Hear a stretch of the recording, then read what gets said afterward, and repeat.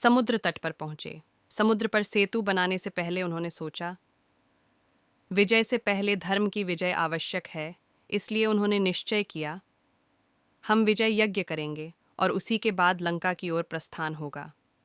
यज्ञ की तैयारी गुरु वशिष्ठ जी ने यज्ञ की विधि बताई और कहा, राम, यह यज्ञ तभी पूर्ण होगा जब आपकी धर्मपत्नी भी साथ बैठें, और इस यज्ञ का संचालन कोई योग्य वेदज्ञ ब्राह्मण ही कर सकता है। तब श्री राम ने पूछा, गुरुदेव, इस महान कार्य के लिए कौन ब्राह्मण योग्य है? वशिष्ठ जी ने कहा, लंका का रावण स्वयं वेद वेदांग का आचार्य है। धर्म से देखा जाए तो वही इस यज्ञ का अधिकारी है। रावण को बुलाने का निर्णय यह सुनकर सब वानर चकित हो गए।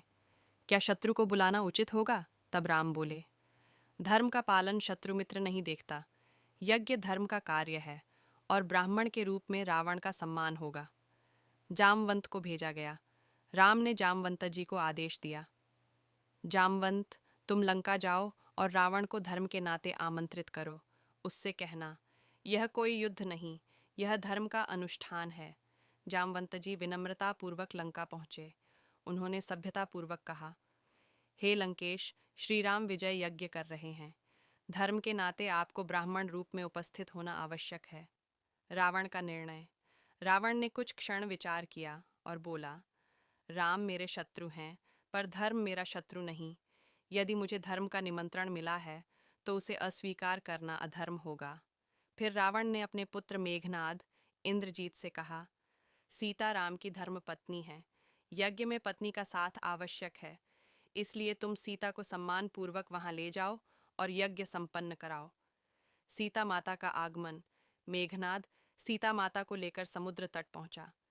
सीता माता ने आंचल से मुख ढक लिया, पर नेत्रों में प्रेम और भक्ति की अश्रुधारा थी। राम ने मौन प्रणाम किया। रावण ने वेद मंत्रों से यज्ञ प्रारंभ किया। उस क्षण वह न राजा था न राक्षस, केवल एक ब्राह्मण। यज्ञ की अग्नि प्रज्वलित हुई, मंत्र गूंजने लगे।